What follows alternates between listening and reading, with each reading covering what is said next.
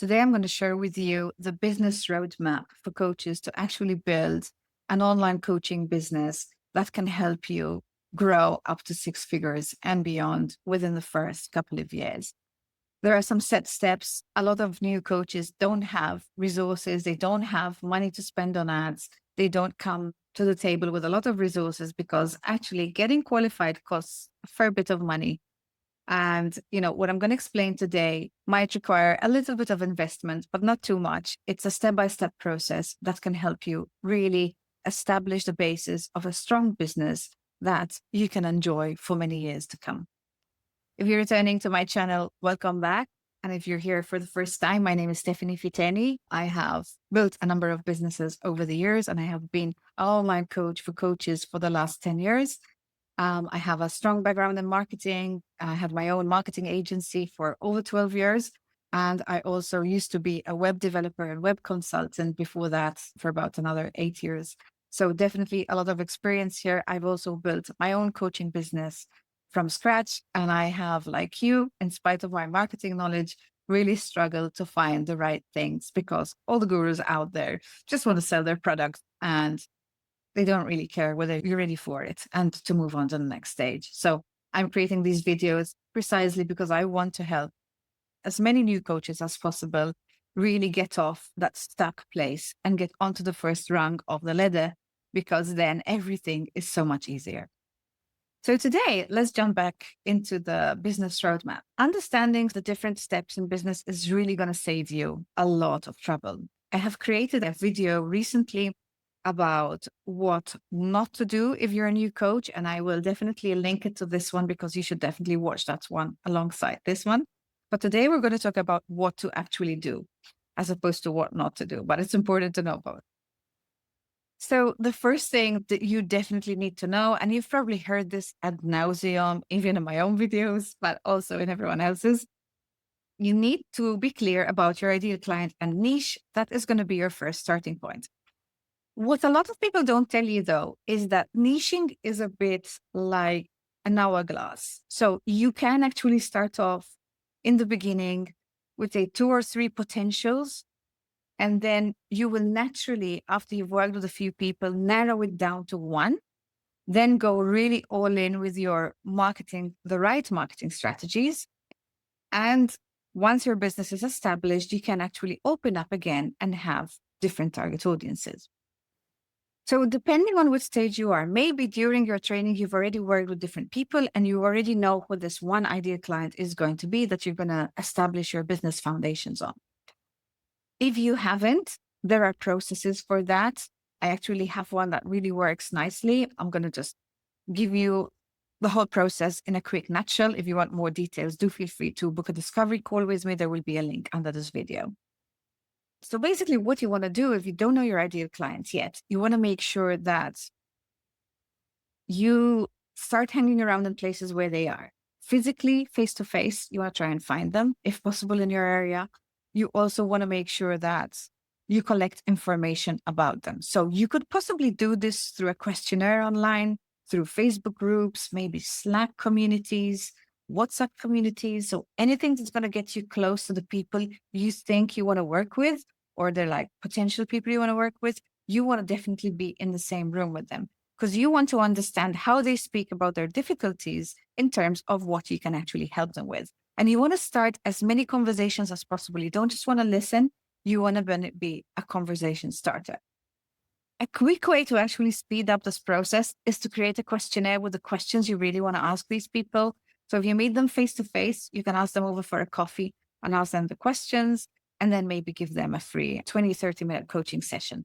You want to do the same thing online. You want to have a questionnaire. You want to get these people to answer your questionnaire. And then you want to reach out to the ones that sound like you could really help them and then invite them for a free session where you can get more information about how they feel about your services and what they want. But of course, you can also practice a little bit of coaching, and potentially you can also give them this free session in exchange for a testimonial. And of course, you cannot really force people to give you a testimonial in the beginning, but it really does help if they're willing to. Maybe they like you, even if they don't get maybe too much from the first session, because sometimes it's difficult to give coaching results so quickly.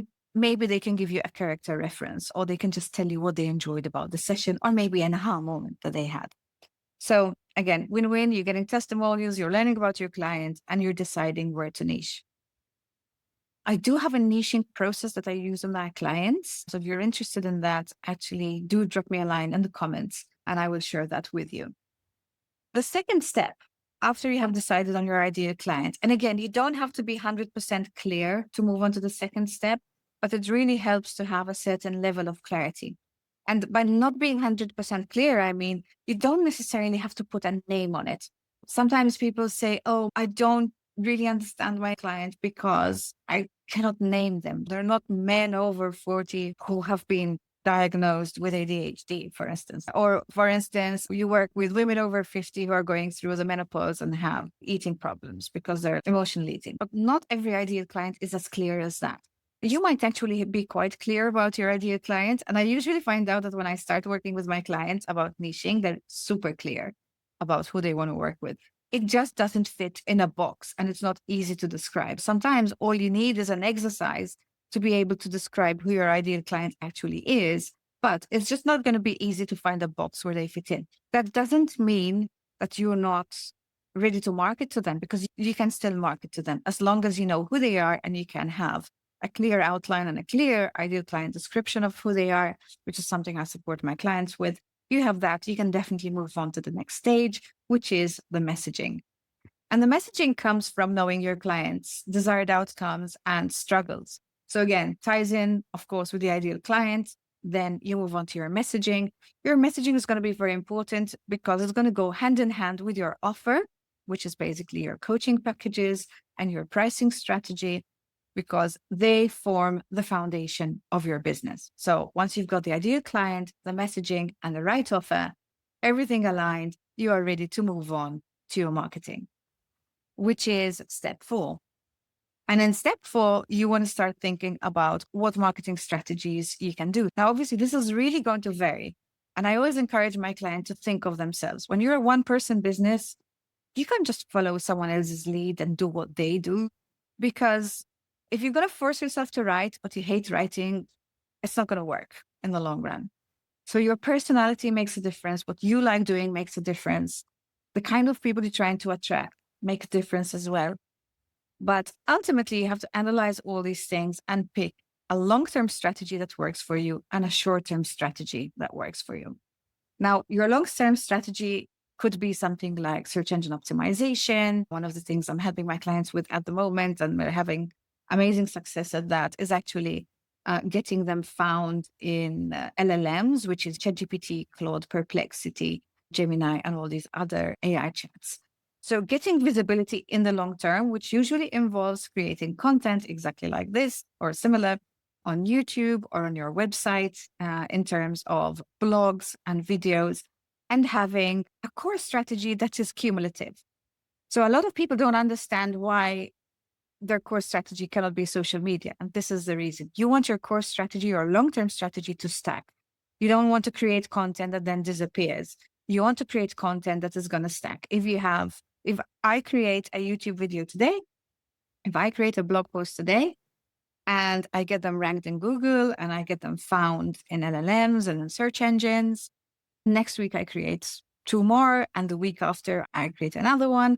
They're going to stack. Over the years, you're going to have a lot of content out there, which is going to mean more visibility, people automatically coming to you. It is what we call inbound marketing, and it still works really nicely for coaches. People come to you, and as a coach, that actually inspires a lot of trust because they can find you. And so the long-term strategy is very important. There is going to be a short-term strategy. Of course, you also need a short-term strategy that gives you visibility in the short term. As a new coach, you need to start making money as soon as possible. And that can only be done if you have visibility in the short run. And what I do like to do is actually help my clients with visibility on 2 fronts. So they can do social media, which is very easy once you have your long-term strategy established.